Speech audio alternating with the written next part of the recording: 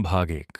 जंगल का बेटा गांव का नाम था कालिंजर। पहाड़ों के नीचे बसा छोटा सा गांव। यहाँ की हवा में सदा देवदार की सुगंध रहती थी और दूर कहीं झरने की आवाज गूंजती रहती थी। गांव के सबसे छोर पर एक झोपड़ी थी जिसमें रहता था हरिया लकड़हारा। उम्र 25 के करीब, कद लंबा, कंधे चौड़े, पर आंखों में हमेशा एक उदासी भरी रहती थी। हरिया का बचपन जंगल ने पाला था। माँ बाप को खोने के बाद उसने कुल्हाड़ी उठाई और जंगल को अपना घर बना लिया। दिन भर लकड़ी काटता, शाम को गांव लौटता, 2 रोटी खाता और सो जाता। बोलता बहुत कम था। लोग कहते हरिया का दिल पत्थर का है, पर सच यह था कि उसका दिल बहुत नरम था। बस कोई उसे छूने की हिम्मत नहीं करता था। हरिया को एक आदत थी। वह हमेशा सबसे पुराने जंगल में जाता, जहां बरगद के पेड़ इतने बड़े थे कि उनकी जड़ें धरती को फाड़ती हुई दिखती थीं। उस जंगल में गांव वाले नहीं जाते थे। कहते थे वहां यक्षिणी रहती है।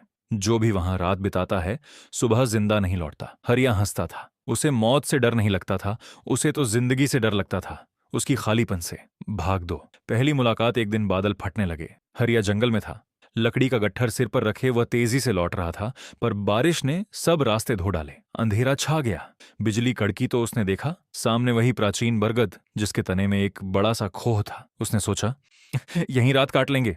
खोह के अंदर उसने आग जलाई, छोटी सी लौ। बाहर बारिश की झमाझम। हरिया ने अपनी पुरानी कंबल ओढ़ी और आंखें बंद कर लीं। नींद नहीं आ रही थी। उसे लगा कोई उसे देख रहा है। उसने आंखें खोली। खोह के मुहाने पर कोई खड़ी थी। औरत थी, पर औरत नहीं थी। उसकी त्वचा चांदनी की तरह चमक रही थी। बाल काले लंबे, बारिश में भीग कर भी सूखे लग रहे थे। आंखें हिरणी जैसी, पर उनमें सैकड़ों सालों की गहराई थी। वह सफेद साड़ी पहने थी जो हवा में लहरा रही थी, जबकि हवा बंद थी। हरिया की सांस रुक गई। तुम यहां क्या कर रहे हो मानुष? उसकी आवाज में मिठास थी, पर उस मिठास में जहर भी था। हरिया ने हिम्मत बटोरी। बारिश में फंस गया, बस रात काट रहा हूं। वह हंसी, हंसी ऐसी कि हरिया का दिल कांप उठा। रात यहां कोई नहीं काटता, जो काटते हैं वे सुबह मेरे हो जाते हैं। हरिया ने कुल्हाड़ी की मूठ पकड़ ली। मैं किसी का नहीं होऊंगा। यक्षिणी ने एक कदम आगे बढ़ाया। उसका पैर जमीन को नहीं छू रहा था। नाम? हरिया। हरिया। उसने नाम को जीभ पर घुमाया, जैसे कोई मीठा फल चख रही हो। मुझे तुम्हारा डर पसंद नहीं आया। डर के साथ प्रेम नहीं किया जाता। फिर वह हवा में घुल गई। बस उसकी खुशबू रह गई, चंदन और केवड़े की। हरिया रात भर जागता रहा। भाग 3। रोज का आना। अगले दिन भी बारिश थी। हरिया फिर उसी खोह में पहुंचा। उसे पता था कि वह आएगी, और आई। इस बार उसने कुछ नहीं कहा, बस सामने बैठ गई। आग की लौ उसके चेहरे पर नाच रही थी। हरिया ने देखा, उसके गाल पर एक पुराना घाव था जो चांदी की तरह चमकता था। तुम्हारा नाम? हरिया ने पहली बार पूछा। सुरभि, उसने मुस्कुराते हुए कहा। पर मुझे यक्षिणी कहकर ही पुकारते हैं सब। तुम सच में यक्षिणी हो? सच में। 700 साल पहले मैं इंसान थी। प्रेम किया था एक राजकुमार से। उसने धोखा दिया। मैंने श्राप लिया कि अब किसी मानुष को अपने करीब नहीं आने दूंगी। जो आएगा उसकी आयु में ले लूंगी। हरिया चुप रहा। पर तुम? सुरभि ने उसकी आंखों में देखा। तुम्हारी आंखों में मेरी ही उदासी है। तुम भी किसी को खो चुके हो? हरिया ने सिर हिलाया। माँ बाप को, और एक छोटी बहन को। बुखार ले गया। सुरभि ने पहली बार अपना हाथ आगे बढ़ाया। उसका हाथ ठंडा था, पर उस ठंडक में एक अजीब गर्मी थी। उसने हरिया का गाल छुआ। मैं तुम्हें नहीं मारूंगी हरिया। उस रात वह देर तक बैठी रही, कुछ नहीं बोली, बस आग देखती रही। भाग 4। प्रेम का अंकुर। धीरे धीरे यह रोज का सिलसिला बन गया। हरिया दिन में लकड़ी काटता, पर अब वह जल्दी जल्दी निपटाता ताकि शाम को खोह में पहुंच जाए। सुरभि आती, कभी फूलों की माला लाती, कभी जंगल के मीठे फल, कभी कुछ नहीं लाती, बस आंखें लाती। एक शाम हरिया ने हिम्मत की। उसने अपना हाथ सुरभि के हाथ पर रख दिया। सुरभि, तुम्हें ठंड नहीं लगती? मुझे कुछ नहीं लगता हरिया, न दर्द, न सर्दी, न भूख, सिर्फ एक चीज लगती है, तुम्हारी कमी। हरिया का दिल जोर से धड़का। उसने सुरभि को अपनी ओर खींचा। सुरभि नहीं हटी। उनके होंठ मिले। वह चुंबन 700 साल की प्यास था और 25 साल की तड़प। ठंडे होंठ गर्म हो गए। सुरभि की आंखों से पहली बार आंसू निकले। हरिया, मैं डर रही हूं। किससे? तुमसे प्रेम करने से। अगर मैं तुमसे प्रेम करूंगी तो श्राप टूटेगा। मैं फिर इंसान बन जाऊंगी, और इंसान बनते ही मर जाऊंगी। 700 साल की आयु एक पल में खत्म हो जाएगी। हरिया ने उसे सीने से लगाया। तुम मत तोड़ो श्राप, मैं तुम्हारे साथ यक्ष बन जाऊंगा। सुरभि हंसी, फिर रोने लगी। यक्ष कोई बनता नहीं हरिया, यक्ष बनने के लिए मरना पड़ता है। भाग 5। गांव की आहट। गांव में बातें होने लगीं। हरिया अब दिन में कम दिखता था।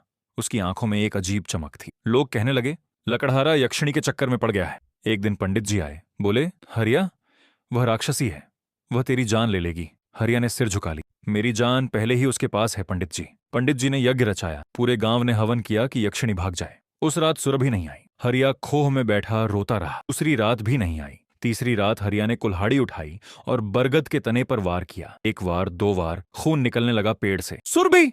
वह चीखा, अगर तुम नहीं आओगी तो मैं इस पेड़ को काट डालूंगा, तुम्हारा घर खत्म कर दूंगा। पेड़ से रोने की आवाज आई। फिर सुरभि प्रकट, उसका चेहरा पीला, आंखें लाल। तू पागल हो गया है हरिया, यह पेड़ मेरी जान है, इसे काटोगे तो मैं मर जाऊंगी। तुम मेरे पास आओ। सुरभि उसके गले लग गई। मैं आऊंगी, पर अब गांव वाले मुझे मार डालना चाहते हैं। भाग 6। निर्णय। हरिया ने फैसला किया, वह गांव छोड़ देगा, सुरभि के साथ जंगल में रहेगा। उसने अपनी झोपड़ी में आग लगा दी, सारी जिंदगी की निशानियां जला दी। सुरभि ने उसे रोका, हरिया मेरे साथ रहोगे तो कभी बच्चे नहीं होंगे, कभी बूढ़े नहीं होंगे, मैं हमेशा जवान रहूंगी, तुम भी। पर यह जीवन नहीं, कैद है। हरिया ने कहा, तुम हो तो सब हैं। वे दोनों उस बरगद के नीचे रहने। गांव वालों ने कई बार कोशिश की उन्हें मारने की, तीर चलाए, जाल बिछाए, पर सुरभि की शक्ति के आगे सब बेकार। धीरे धीरे गांव खाली होने लगा, लोग डर गए। अंत में सिर्फ पंडित जी रहे। भाग 7। श्राप का अंत। एक दिन पूर्णिमा थी, चांद पूरा। सुरभि ने हरिया का हाथ पकड़ा। हरिया, मैं थक गई हूँ, 700 साल से अकेले जी रही हूँ, अब जीना नहीं चाहती। हरिया की आंखों में आंसू आ गए। मत कहो ऐसा।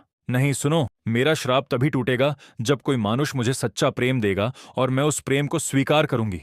मैंने स्वीकार कर लिया है, अब मैं इंसान बनूंगी और मर जाऊंगी, पर मरने से पहले एक बार तुम्हारे साथ इंसान की तरह जीना चाहती हूँ। हरिया ने उसे गले लगा लिया। जितनी देर चाहिए उतनी देर इंसान बन जाओ, मैं तुम्हें पूरा जीवन दे दूं। पूर्णिमा की रात सुरभि ने अपना हाथ हरिया के सीने पर रखा।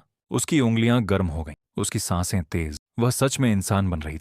हरिया, मुझे बहुत डर लग रहा है। मैं हूं ना। उस रात उन्होंने एक दूसरे को पूरा पूरा चाहा, जैसे दो नदियां सागर में मिलती हैं, जैसे 700 साल का जख्म एक पल में भर जाता है, जैसे मृत्यु भी प्रेम के सामने हार मान लेती है। भाग 8। अंतिम सांस। सुबह। सूरज की पहली किरण बरगद पर पड़ी। सुरभि हरिया की बाहों में थी, उसकी सांसें धीमी पड़ रही थी। हरिया, मैं जा रही हूं। नहीं, रुक जाओ, मुझे बहुत सुकून है। तुमने मुझे वह प्रेम दिया जो 700 साल में किसी ने नहीं दिया। अब मैं सच में मुक्त हूं। उसने हरिया के होंठों पर अंतिम चुंबन लिया, फिर उसकी आंखें बंद हो गईं। उसका शरीर हल्का होकर हवा में घुल गया। सिर्फ एक सफेद फूल रह गया हरिया की गोद में।